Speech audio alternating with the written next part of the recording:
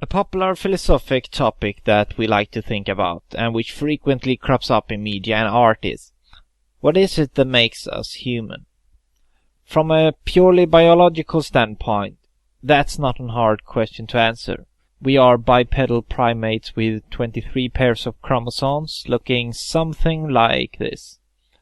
But that isn't what the question is about. It's much more about what makes us humane. Because we have a concept of being inhumane. A human can be inhumane. So the question doesn't revolve around our physical appearance, but rather about how we behave and how our inner world functions, thoughts, values, emotions, and so on. In this video, I will present my view in the hope that it might bring another viewpoint to the discussion and that it might aid others to understand the underlying aspects which makes us human. So if you were to ask someone what the four cornerstones are which makes us human, most would probably say something in the vein of compassion, love, selflessness, and morality. Although these are certainly important and noble characteristics, I will argue that there are other aspects that are underlying for these traits. In my other video, Meaning Well, Being Convinced, and Doing Good, I discussed the important difference between meaning well and actually doing good. The same train of thought applies here. From an external perspective, it doesn't matter how much empathy or care you feel. What's important is your ability to practice care and actually be helpful. And since we share an absolute reality where well-being and both psychological and physical health is ultimately determined by immutable natural laws, our ability to practice compassion, love, selflessness, and morality is totally dependent on our understanding of the real world and how to relate to it. So, what are the four cornerstones of being human? Here they are in order of priority: skepticism, open-mindedness, knowledge, intelligence. I will now go through them one by one, define them, and give my reason why I think they matter. In our society, there's a lot of information, and not everything is true. Some information is false, and some are partially true and partially false. We have to be able to distinguish between false and true information to avoid filling up our brain with garbage. I think that false beliefs and false information generally has a much greater risk at being hurtful than true knowledge. Ignorance falls in between false and true information, and although it's often said, perhaps wrongly, that ignorance is bliss, I'm not considering the impact of ignorance in relation to skepticism, since now we're only concerned about what information enters the mind.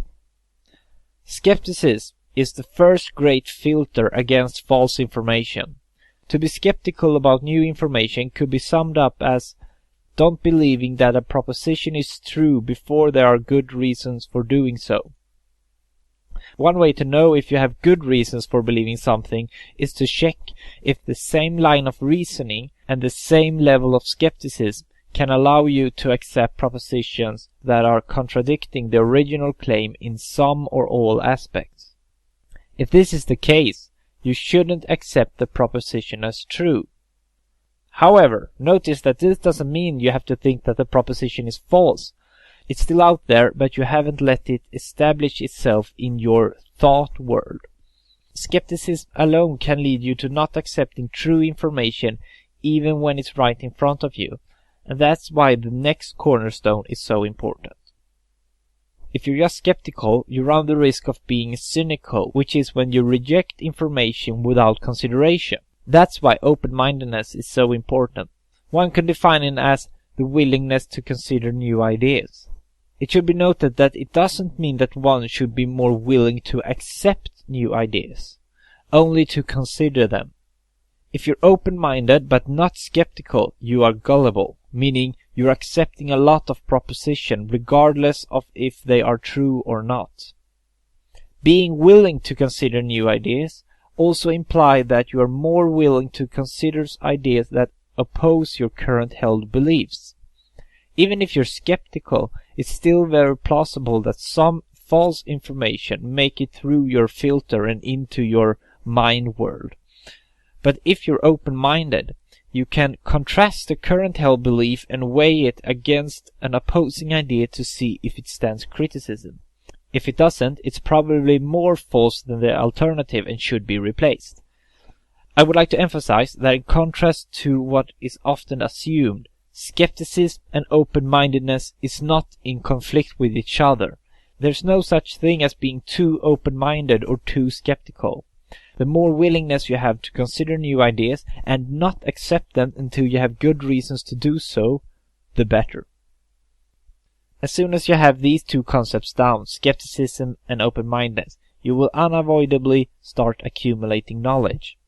Knowledge could be defined as justified true beliefs. Propositions that are true and that we have good reasons for believing in. As stated in the beginning, if we want to practice care for others, we must understand the world we live in. What things are and how they function, and on how they interact with each other. What's nutritional? What does this person value? How do you stop infections? How do you repair a car? It's important to point out that conviction is not the same as knowledge, and in fact it's impossible to distinguish what we think we have knowledge about and what we actually have knowledge about. We can never reach absolute certainty, but through applying skepticism we can make a rough filtration, and by staying open-minded we can see if our presumed knowledge rationally survives criticism. For every time it does, we can be more certain than before that what we think we have knowledge about is what we actually have knowledge about. Having a lot of knowledge gives you another perk as well in relation to require even more. Because if a new proposition doesn't mesh at all with your current knowledge cloud, it's likely that the proposition is false. This doesn't, however, help you to tell if a proposition is false the way skepticism and the application of logic sometimes can, through pointing out inconsistencies and contradictions. But if you thoroughly have applied skepticism and open-minded in your acquisition of knowledge, then it's very unlikely that a large body of that knowledge would be wrong. It's therefore more likely that the outlandish proposition is false.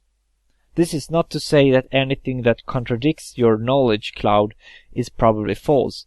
That would be close-minded. But when propositions are outlandish incompatible, then it's most likely not worth spending your time on it. These three tools, skepticism, open-mindedness, and knowledge, can surely make you a very caring and helpful person. But is it really you who are helpful, or are you simply relaying other people's knowledge? With only these three tools, you're not creating any new information, you only store it like a computer hard drive.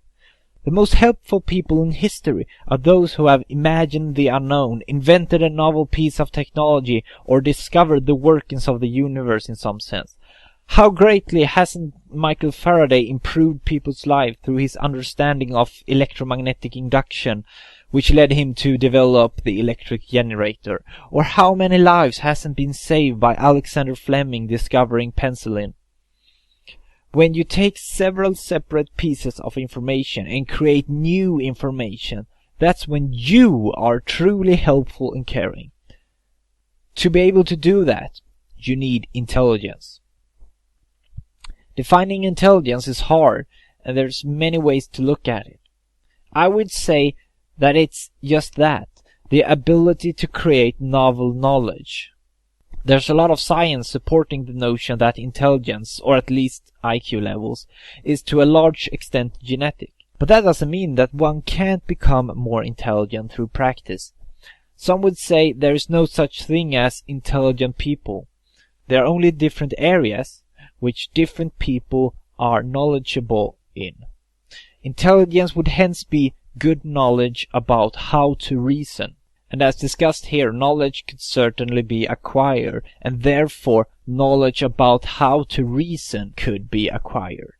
In fact, this whole video is very much an intellectual performance, since it discusses the very nature of how to reason. To put all this in a picture, I will use the analogy of a cauldron. The cauldron itself would be our brain, and propositions would be food items. To this cauldron we need a strainer, a filter, to only let the finest of ingredients pass through. We need to make sure that the lid is off, that we're open to add more ingredients to make our mind soup even better. We acquire the best ingredients and store them, and with a fire of intelligence, we cook them into the most delicious meals that we share with our fellow humans to everyone's delight. We are all walking cooking pots of ideas, amazing chemical reactions for synthesizing knowledge and understanding. And it's this that makes us able to love, to be compassionate and selfless, because we understand how we are similar to each other. We see ourselves in others, but also how we are different and how others come to think and value different things. It's by understanding our relationship with others and how doing good for others is beneficial to ourselves that we can be moral and selfless. And that's why I say that being skeptical, open-minded, knowledgeable and intelligent are the four cornerstones of being human.